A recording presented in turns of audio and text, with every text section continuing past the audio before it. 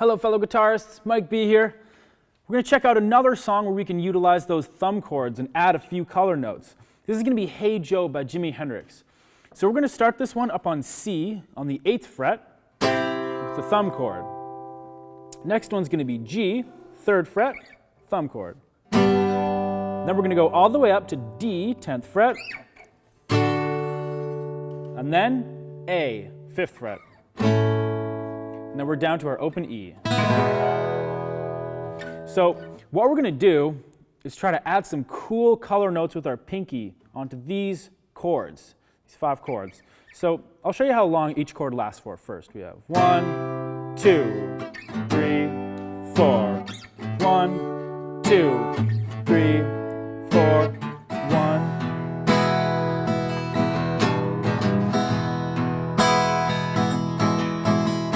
We repeat. So you stay on the E for a while. So let's try this again. And this time I'm going to add a few color notes with my pinky. But keep in mind there's only 2 beats per chord, so you have to be careful. You can't linger on each chord for too long. 1, 2, 3, 4.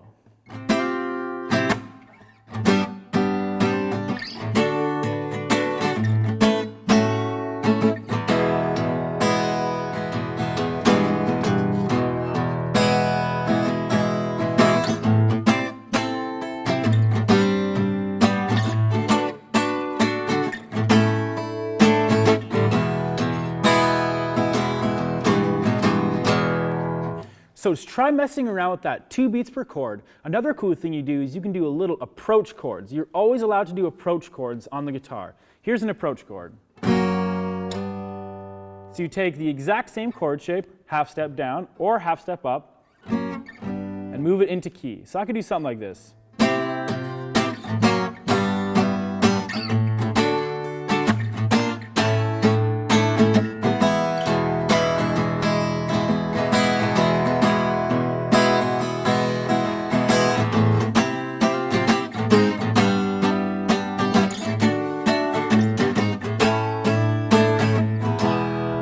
You can actually do as many approach chords as you want, as long as you land on the right chord right at the downbeat. So if I'm approaching this A chord, I could go.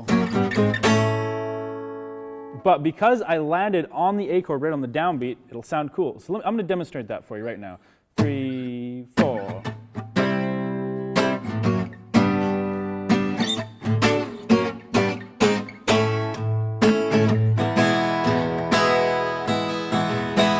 So that's another way of spicing up your playing, adding approach chords, but you just have to make sure you're landing on the downbeat. So a good way to know if you're playing these chords in time is playing this song along to Jimi Hendrix playing it in the recording. Then you'll know if you're landing on the right chords at the right time. So try this out, thumb chords and approach chords. Let's check out the next lesson. What's up, fellow blues guitarists? Mike B here. Let's talk about call and response. So first, what is call and response? Call and response is when one instrument or voice calls and another instrument or voice responds. So this blues music is based on this. Like, if you think a blues tune is always like, there, I lost my dog, you know, and then there's a little guitar fill. That's what blues music is. It's always like this call and this response. So a great way to practice this is take a tune you know, like say maybe Red House by Jimi Hendrix, and put the backing track on. There's backing tracks for a lot of famous blues songs, actually. Take your favorite blues song, type in backing track with vocals to such and such song, and there's usually some on there, and start playing along with it. Make sure you're responding to what the vocalist is saying. You're not soloing while the vocalist is soloing. You gotta share it here. You can't just be constantly soloing until it's your turn to actually solo. So this is a great exercise to work on, and if you're in a band or you have some other musicians to play with, a great thing to do is practice call and response between you and another instrument for a solo. This is a really great thing to do. You can do trading 2s or trading 1s. What that means is you trade bars back and forth. So you do one solo for 1 bar, and then you play the chords for 1 bar, and they solo for the bar. And then back and forth. You can do it with 2-bar phrases. So this is a great form of call and response. It's really like get your ears better and let you know that other people are out there soloing too, so you can actually steal what they're doing and they can steal what you're doing. And you get these really cool, like almost musical conversations going back and forth between the musicians. And if you've been playing with the person for a long time, It actually sounds even better because you actually know what they're saying. It's literally like a conversation. You're literally just communicating with each other. So a really cool thing to also do is do call and response with yourself. Now how you can do that is do something like this. A good way to do it is to use the upper octave and the lower octave, and use your upper octave as one voice and respond with the lower octave. So you could do like,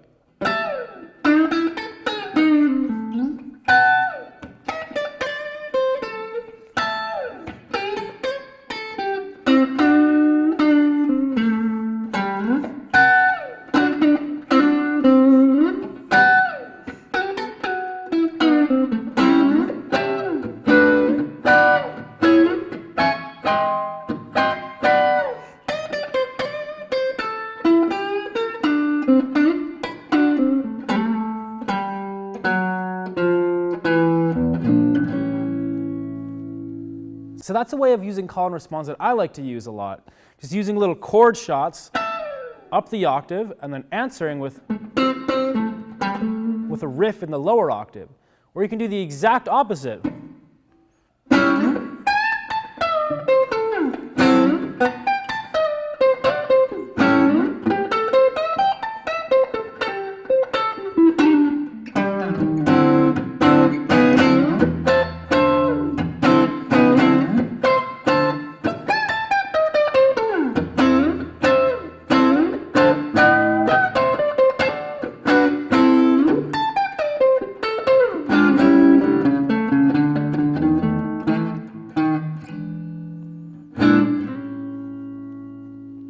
So start messing around with that concept, just using your octaves and calling with one, responding with the other. It doesn't have to be very complex either. It can be like a...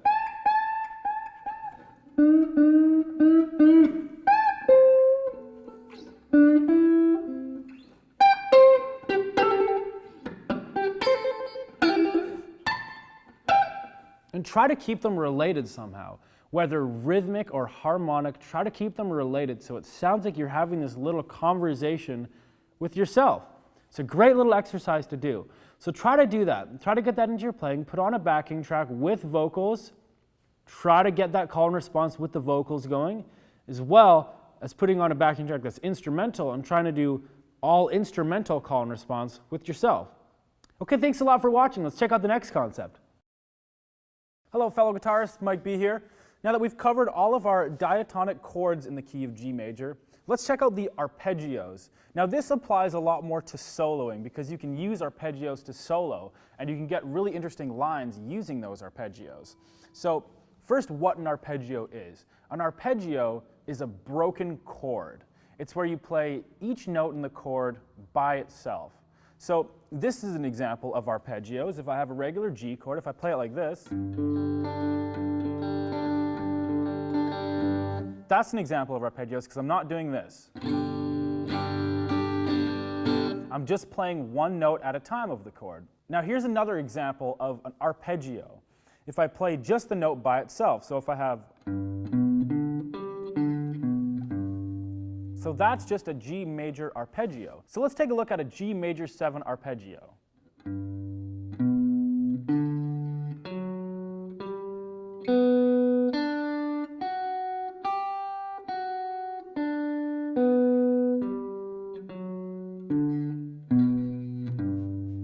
So it's a little bit of a stretch. Make sure you're fingering it exactly like this. First finger, pinky, second finger, first finger, third finger, first right to third. We do that because the next one's a second finger on the 4th fret. And then our first finger jumps down to get ready on the 3rd fret of the B string. And we've got a big stretch up to 7, and then 3. You can also hit the 7th fret on that string as well.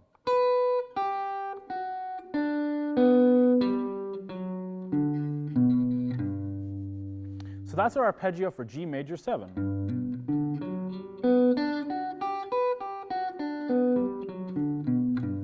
So let's check out the next chord, A minor 7. So here's the shape for our A minor 7 chord.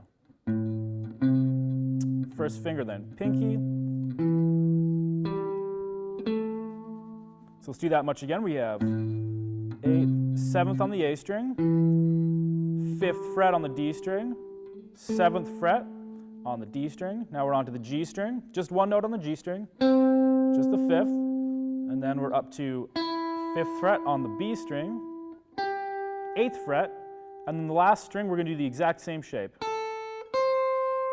So that's.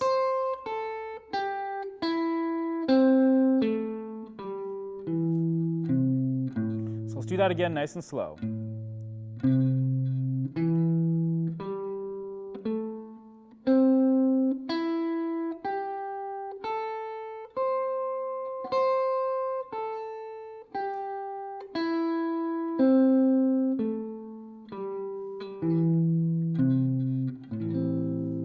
Okay, so let's check out our next chord. This is going to be our B minor 7. So remember we had G major 7, A minor 7, B minor 7.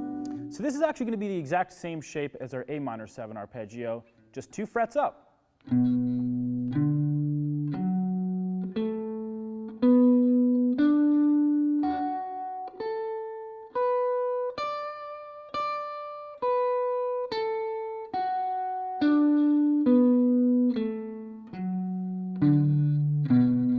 So let's do that one more time, a little slower. Remember, it's the exact same shape as before.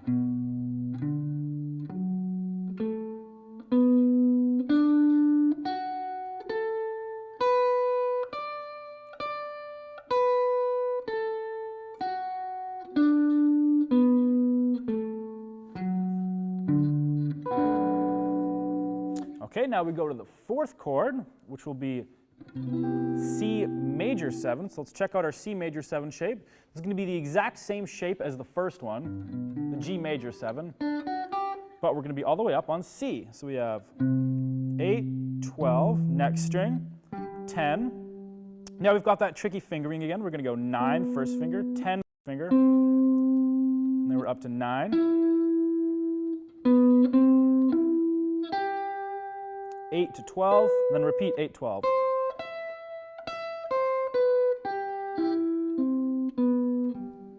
And again, slow.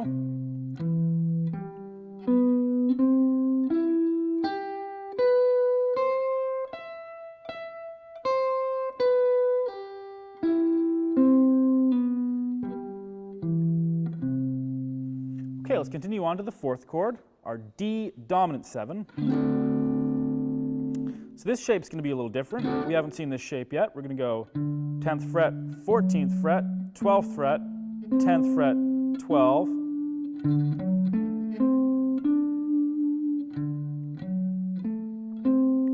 Continuing on, we have 11, 10, next string, and then we're on to 13. And then on the last string, we have 10, 14.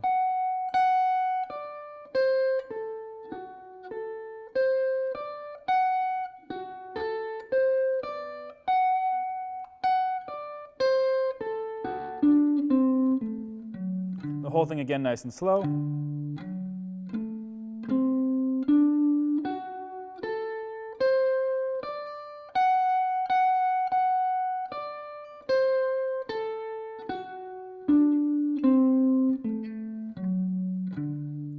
Okay, and we're on to the 6th mode, Aeolian. This is a minor 7 chord, E minor 7. So this is going to be the exact same shape for our A minor 7, our B minor 7. So let's check it out. Same shape as those. We have E, G,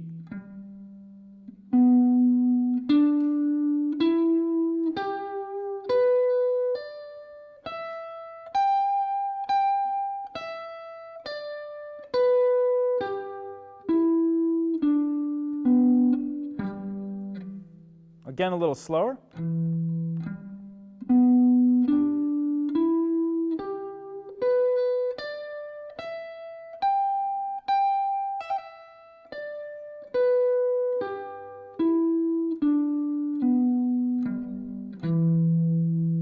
Brings us to low Korean, our final chord, the minor 7 flat 5. So this one is a little bit of a different shape. We haven't seen this one yet. So let's check it out. We got the first note here. We got 14th fret, 17th fret, and then we go to our flat 5, which was on the 15th fret. So that's flat 7. So let's do that much again, nice and slow. I'm actually going to get you to use your second finger on this 14th fret of the G. So that's... Because our next note is with our first finger right here. That's our flat 5 again, 13th fret of the B string. Up to the 17th fret. And the last string is 14, 17. So let's do those top 3 strings again.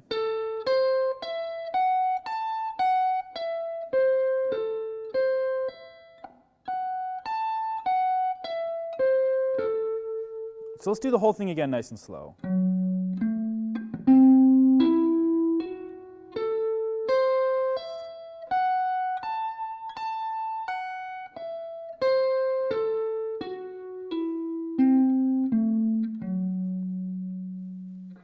And that's all of them. So you can get some really cool sounds if you do something like, say we're on a G major chord, and we use our B minor 7th arpeggio. We can get some really interesting sounds. So let me